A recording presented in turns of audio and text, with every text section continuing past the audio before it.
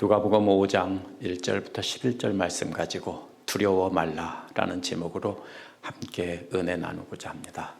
계속해서 이어서 말씀드리는 이유는 누가복음이 이야기의 형식으로 예수님의 그 복음을 전달하고 있기 때문입니다. 그래서 지난주 말씀은 예수께서 가버나움에 내려가셨을 때 예수님의 권세 있는 가르침에 놀라는 장면이었습니다.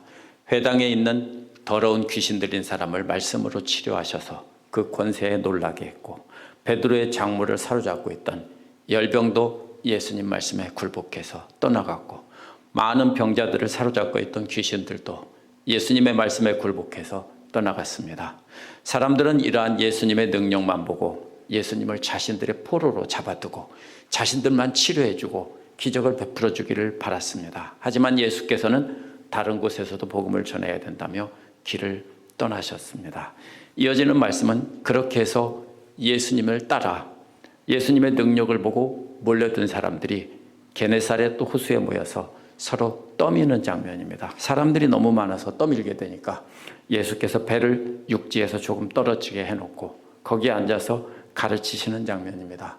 그 다음에는 밤새 헛그물질만 하고 돌아온 베드로 일행에게 깊은 곳에 그물을 던지라고 해서 그물이 찢어지도록 잡히는 장면입니다. 이 두 가지는요, 예수께서 가르치신 말씀과 그물이 찢어지는 기적은 둘 다 같은 것입니다. 권세 있는 예수님의 말씀을 들려주시고 보여주신 겁니다.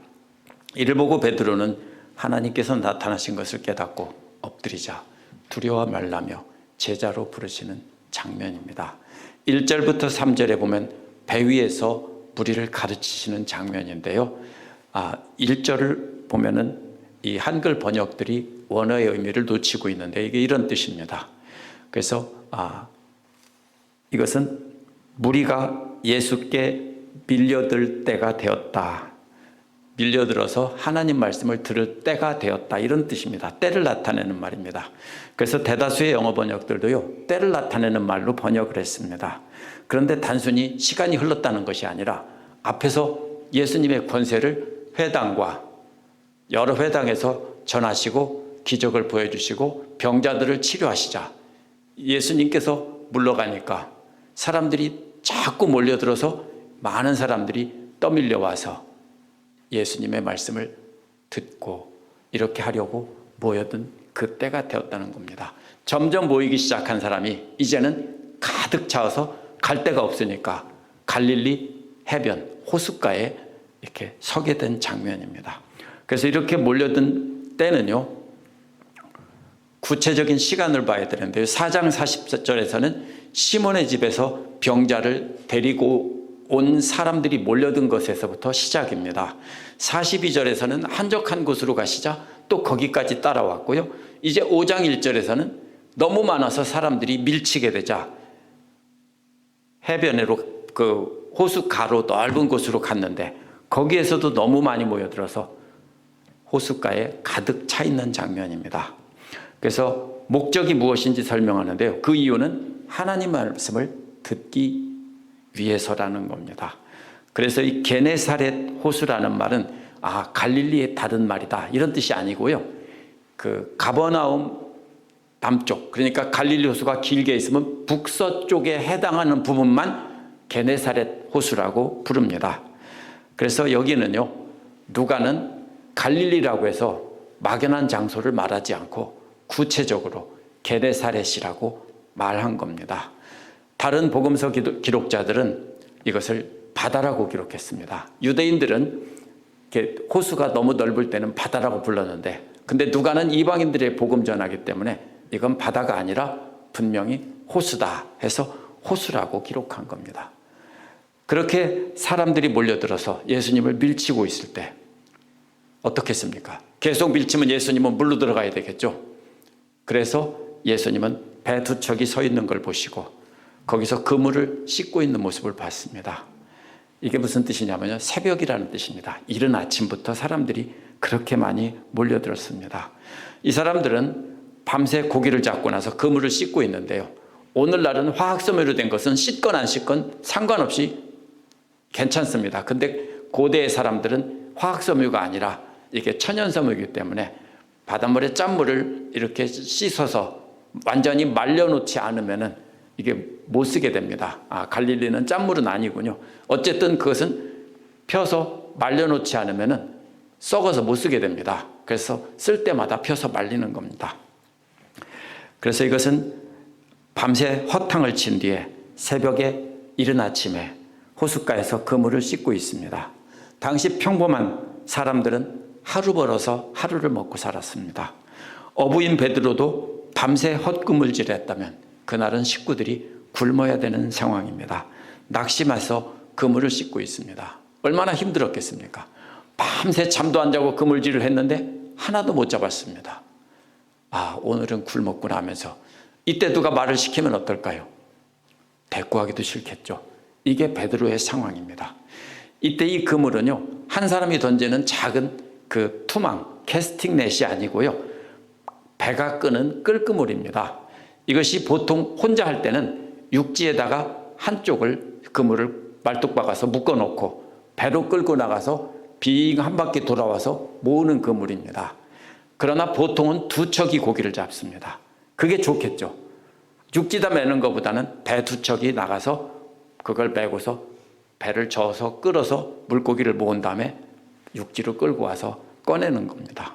그래서 여기서 배가 두 척인 것입니다. 예수께서는 그 중에 한 배에 오르셨는데요, 시몬의 배라고 했습니다. 시몬에게 부탁하기를 육지에서 조금 떼어놓으라고 했습니다. 그렇게 낙심한 상태에서 그물을 씻고 있는데 무작정 자기 배에 올라서 배를 좀 떼어달라 하면 좋겠습니까? 신경질을 나겠죠. 지금 그런 상황입니다. 누구라도 화를 내었을, 싫다고 할 그런 상황입니다. 그런데 그렇게 깊은 절망에 빠져있던 베드로는 말없이 순종을 했습니다. 아마도 자신의 작물을 치료해 준 것 때문에 속에서부터 올라오는 분노를 참고 순종했을지도 모릅니다. 예수께서는 그 배에서 앉으셔서 무리들을 가르치셨습니다. 시몬과 다른 어부들은 밤새도록 헛그물질을 해서 물고기를 모으지 못했습니다. 그러나 이와는 반대로 예수께서는 수많은 무리를 모아온 것입니다. 그래서 물고기를 하나도 모으지 못한 베드로와 동료들과 수많은 사람들을 모아오신 예수님이 대조되고 있습니다.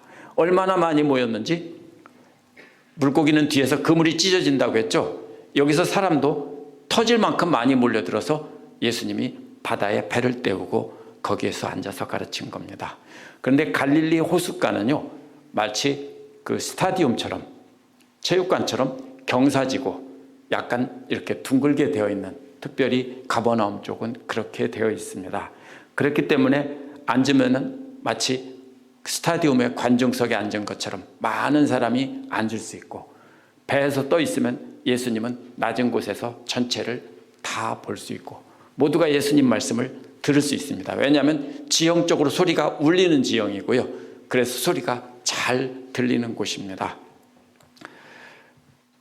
밤새 헛그물질한 허탈한 심정으로 그물을 씻고 있는 그 어부들과 수많은 무리를 모아오신 예수님의 능력이 비교가 된다고 했는데요, 경험 많은 어부들은 자신들이 할 수 있는 최선을 다해 인간의 힘으로 최선을 다했지만 아무것도 잡지 못해서 빈 그물만 씻고 있었습니다.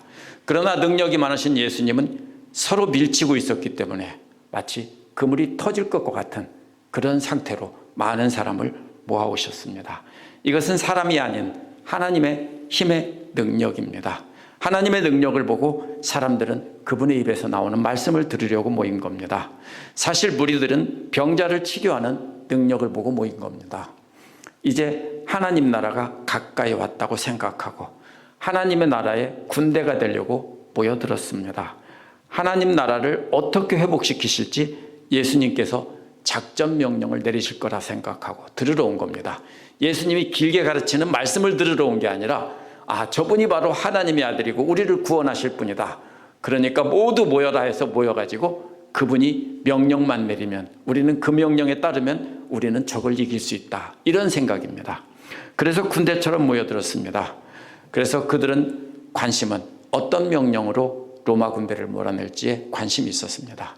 그러나 예수님은 엉뚱하게 그들의 기대와는 달리 하나님 말씀을 가르치시고 하나님 말씀으로 회복돼야 된다고 하고 계시는 장면입니다.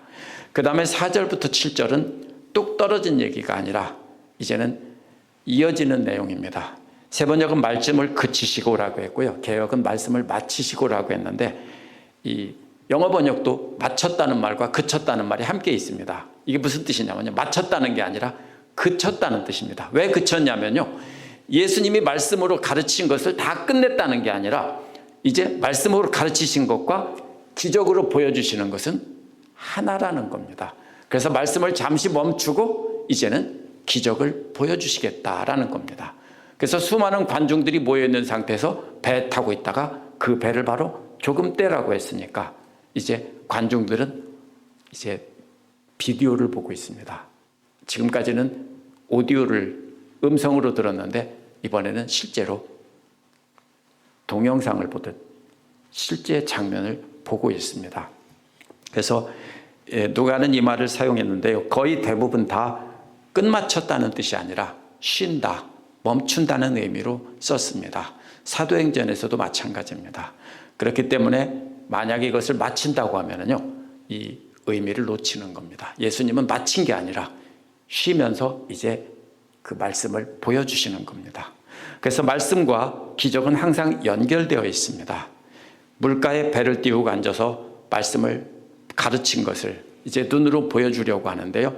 그래서 지금 예수님은 지금 눈으로 보여주시는 장면입니다. 그래서 베드로에게 깊은 데로 나가라고 했습니다. 그래서 이 말은요, 멀리 가라는 뜻이 아니라 지금 물가에 있는데 호수라는 것은 조금만 가도 깊이 쑥 들어가는 겁니다. 얕은 곳에서. 그래서 깊은 곳으로 조금 움직이라는 것이고요. 그리고 그물을 내리라는 것은 여러 사람들에게 하는 명령입니다.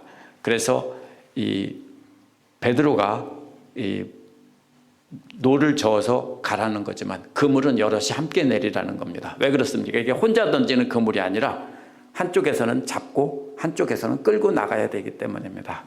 그래서 시몬이 대답할 때 뭐라고 합니까? 선생님, 우리들은 밤이 새도록 수고했지만 아무것도 못 잡았습니다. 이게 무슨 말입니까? 우리들이 평생 물고기 잡는 걸로 늙은 어부들입니다. 우리가 전문가들인데 밤새도록 수고해도 아무것도 못 잡았습니다. 이 말은 깊은 절망에 빠져있던 베드로가 건드리기만 해도 분노가 터질 것과 같은, 울 것만 같은 그런 상황인데, 더군다나 욱 하는 데는 한가닥하는 베드로가 여기서 아무것도 못 잡았다라고 하는 것은요, 최대한 참고 정중하게, 울 것 같은 상황에서 참고 정중하게 말하며 순종하는 장면입니다. 이것을 평범하게 읽으면 안 됩니다. 근데 여기서 선생님이라는 것은요, 사실은 선생님이 아니라 대장님이라는 뜻입니다. 군대의 대장이라는 뜻입니다.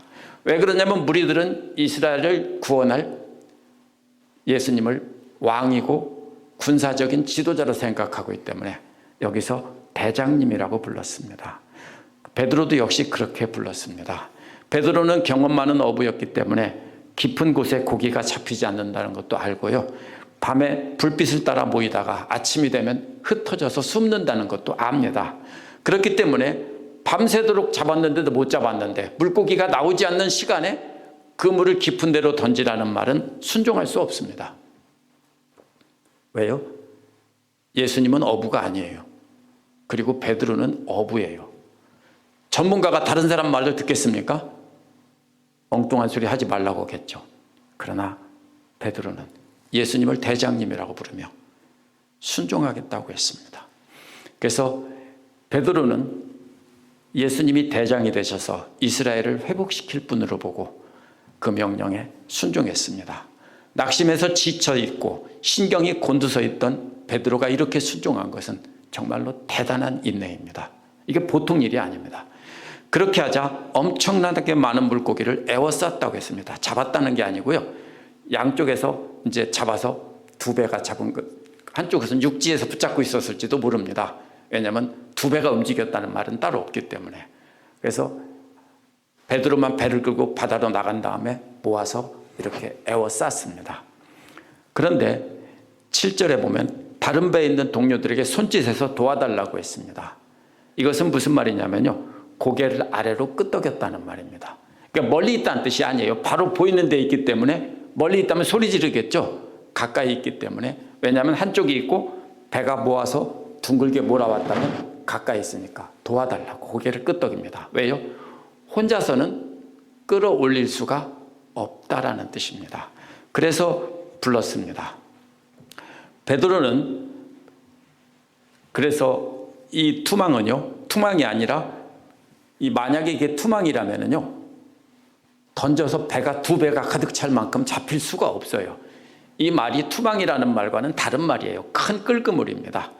그래서 여기서 동료라는 말도 친구라는 뜻이 아니라 함께 고기잡이야 하는 동업자라는 뜻입니다.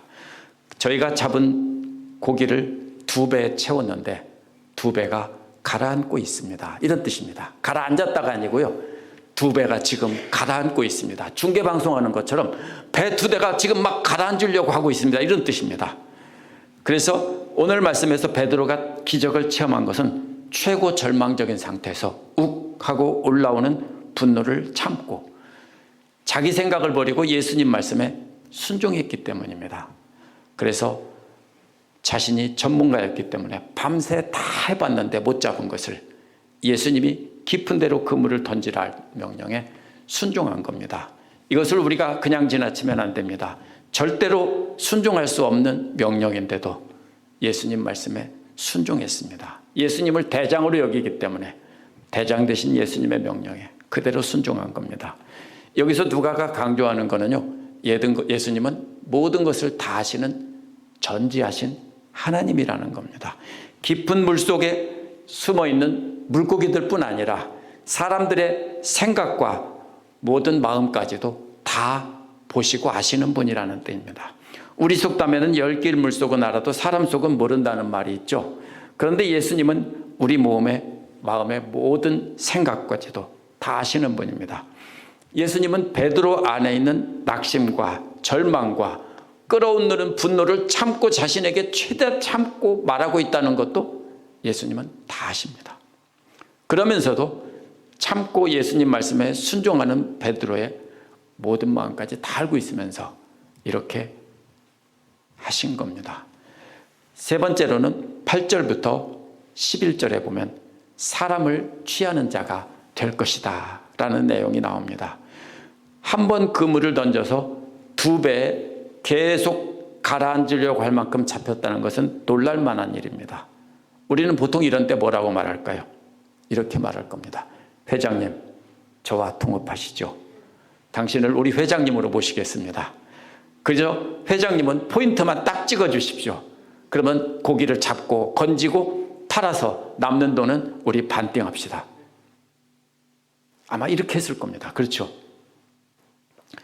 베드로는 정말로 이 순간에 흥분했고요, 그 자리에서 구경하던 모든 사람들이 흥분했을 겁니다. 그런데 베드로의 반응은요, 전혀 뜻밖입니다. 8절에 보면 시몬 베드로가 이를 보고 예수님 앞에 무릎 아래 엎드렸다고 했기 때문입니다. 우리는 엎드린다는 말을 쉽게 생각할 수 있습니다. 왜냐하면 어른들에게 절할 때도 엎드리기 때문입니다. 그러나 유대인들은 엎드리지 않습니다. 그 대상이 하나님이 아니라면 엎드리지 않습니다. 다른 대상에게 엎드리는 것은 우상숭배라고 생각하기 때문에 엎드려 절하지 않습니다. 그래서 절한다는 말은 전부 뭘로 쓰이냐면요, 하나님을 경배한다, 예배한다는 말로 쓰이는 말입니다. 그런데 베드로는 이 자리에서 엎드렸다는 말은 바로 예수님을 하나님으로 여긴 행동이라는 뜻입니다. 이어서 말도요, 베드로의 행동을 확정지어 줍니다. 나를 떠나소서, 나는 죄인입니다, 주여라고 했습니다. 이것은 거룩하신 하나님 앞에서만 쓰는 말입니다. 내가 죄인입니까? 하나님, 나를 떠나주십시오. 왜? 거룩하신 하나님 앞에 내가 있으면 내가 어떻게 됩니까? 죽게 되기 때문에 떠나달라고 하는 겁니다. 그런데 이 말이요, 이 부분에서 나오면 안 된다고 보통 생각합니다. 왜냐하면 뒤에 예수님의 부활을 경험한 뒤에라면 베드로가 이렇게 말할 수 있는데, 지금 제자로 부르는 사역 초기에 이렇게 불렀다는 것은 말이 안 되기 때문에 이것은 부활 이후에 끝에 가야 될 이야기가 잘못 왔다, 이렇게 생각합니다. 그러나 절대로 그렇지 않습니다. 여기서 바로 예수님이 바로 하나님이라는 것을, 또 그분의 거룩하신 임재 앞에 서 있다는 것을 시몬 베드로는 이 자리에서 분명히 인식하고 깨달았습니다. 그래서 자신은 거룩하신 하나님 앞에 설 자격이 없다라는 것을 깨닫고 엎드린 겁니다.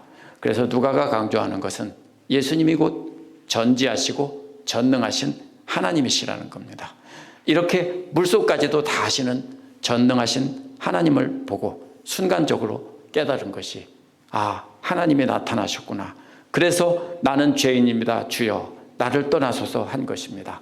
이 말은요, 하나님이 아니라면 엎드렸다는 말과 떠나소서라는 말은 있을 수가 없는 말입니다. 그렇게 엎드려 고백한 이유가 9절에 설명이 나오는데요, 그 이유를 보면, 원어를 보면요, 놀람이 그와 함께 있는 사람들을 둘러쌌다는 겁니다. 제가 왜 이렇게 번역하냐면요, 원어 그대로 번역하면 이것은 물고기를 잡는 그물이 지금 물고기들을 둘러쌌죠. 그런데 이번에는 뭐가요? 놀라움과 두려움이 사람들을 둘러쌌다는 뜻입니다. 단순히 놀랐다는 뜻이 아닙니다. 이들은 하나님의 임재를 인식했다는 겁니다. 그래서 모두가 다 하나님의 능력 앞에, 하나님의 놀라우신 권능 앞에서 모두가 놀라서 두려움에 사로잡힌 겁니다. 그래서 하나님의 권능의 그물 안에 모두가 둘러싸여서 사로잡혔다라는 겁니다. 누가는 그 자리에 있던 모든 사람들이 다 그렇게 느끼고 인식하고 있었다는 겁니다. 또 이어서 나옵니다. 10절에 보면 세베대의 아들 야고보와 요한도 똑같았다라고 했습니다. 야고보와 요한도 똑같이 베드로와 다른 사람들처럼 그렇게 두려움에 사로잡혔다는 겁니다. 모두가 다 하나님의 능력으로 인해서 놀라움의 그물에 사로잡혔다는 겁니다. 시몬의 동료, 시몬의 동업자라는 말은 7절에 나오는 말과 다른 말입니다. 이제 17절에서는 동무로 번역, 개역은 7절은 동무로 번역하고 10절은 동업자로 번역했는데요. 함께 소유하는 자라는 뜻으로 함께 사업의 동반자라는 뜻인데요. 7절은, 10절은 나누어 갖는 자라는 뜻입니다. 다른 말입니다. 7절에서는 동반자, 함께 사업을 소유한 자인데 10절은 나누는 자입니다. 왜 나누는 자라고 말했을까요? 고기를 잡았기 때문에 이제 그 고기를 함께 나누는 자라고 말한 겁니다. 그런데 이렇게 나누는 자인 것은 바로 이 잡은 고기를 함께 나누고 있는 장면을 말하고 있습니다. 그래서 베드로만 바다로 나갔기 때문에 베드로만 소유하는 것이 아니라 육지에서 한쪽 그물을 잡고 있던 야고보와 요한의 배도 역시 함께 나눌 권리를 갖고 있습니다. 그래서 함께 나눌 사람들이라고 했습니다. 시몬에게 두려워하지 말라고 했는데요, 이 두려워하지 말라는 말은 항상 한 번도 안 빼놓고 하나님께서 하시는 말씀입니다. 하나님께서 나타나셨을 때 두려워하지 말라라고 말하는 겁니다. 예수님이 하나님이심을 세 번째로 확증하는 표현입니다. 그래서 누가는 하나님이 나타나셔서 두려워하지 말라라고 말했다는 겁니다. 그러면서 이제부터 사람을 취할 것이라고 했는데요, 이게 낚는다는 말을 썼는데요, 세 번역에서 잘못된 말입니다. 왜냐하면 이것은 그물로 감싸는 장면이기 때문입니다. 낚는 게 아니라 그물로 감싼다, 사로잡는다는 뜻입니다. 이 말은요, 70인역 구약성서에서 항상 사람을 위험에서로부터 구출해낸다라고 할 때 쓰는 말입니다. 그렇기 때문에 이것은 부정적인 의미로 낚시로 유인해서 잡거나 그물로 감싸 잡는다는 게 아니라 죽을 수밖에 없는 사람들을 감싸서 구원해내는 자가 된다는 뜻입니다. 뭘로 감쌉니까? 바로 예수님께서 보여주신 하나님의 능력으로 사람들을 감싸서 구원하는 자가 될 것이다, 이런 뜻입니다. 낚시질하는 사람이 되는 게 아닙니다. 그래서 그들은 배를 육지에 댄 뒤에 모든 것을 버려두고 예수님을 따라갔다고 했습니다. 원어는 발자국을 따라갔다는 뜻인데요, 예수님의 제자가 되었다는 뜻입니다. 하나님의 능력이 예수님과 함께한 것을 보고 모든 것을 다 버려두고 예수님을 따라갔습니다. 하나님의 능력을 체험하고 두려움과 놀라움의 그물에 사로잡힌 그들은 하나님의 부르심에 따라 예수님을 따라가는 것입니다. 오늘 말씀에서 대조가 되는 것은 깊은 절망에 빠진 무기력한 인간인 베드로와 전지전능하신 하나님이신 예수님입니다. 오늘 말씀에 나온 베드로의 말과 행동은 어떻게 우리가 하나님의 능력을 체험할 수 있는지를 보여줍니다. 여러 성도님들도 깊은 절망에 빠져서 낙심하고 완전히 지쳐있고 울고 싶었을 때가 있었을 것입니다. 그러면 그때 하나님께서 은혜를 주셔서 놀랍게 하나님의 은혜를 체험하시게 하신 적이 있었을 겁니다. 그런 때를 한번 떠올리시기 바랍니다. 그리고 지금도 깊은 절망에 빠져서 낙심하고 있는 분들이 있다면 오늘 베드로를 보고 그대로 따라해야 됩니다.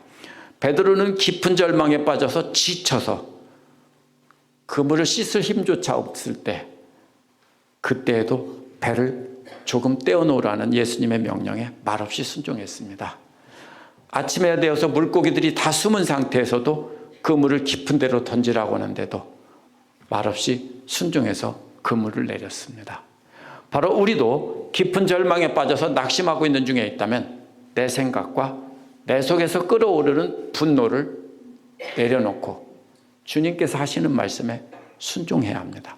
그러면 그러한 순종들이 응답이 된 은혜를 체험한 경험들이 쌓여서 우리도 하나님의 놀라운 능력을 체험한 것이 쌓여갈 것입니다. 과거에 경험한 은혜와 지금 경험하고 있는 은혜가 계속 쌓여갈 것입니다. 그래서 우리는 예수님을 닮아갈 것이고, 그러면 우리의 그런 모습을 본 욱하고 올라오는 것을 참고 기도하며 순종하는 우리를 보고 우리 자녀들이 우리를 닮을 것입니다. 또 믿음의 동료들이 우리를 닮을 것이고요. 직장이나 이웃에서 만나는 사람들이 우리를 닮을 것입니다. 그럴 때 그분은 우리에게도 두려워하지 말라라고 하며 능력을 보여주실 겁니다. 기도하겠습니다.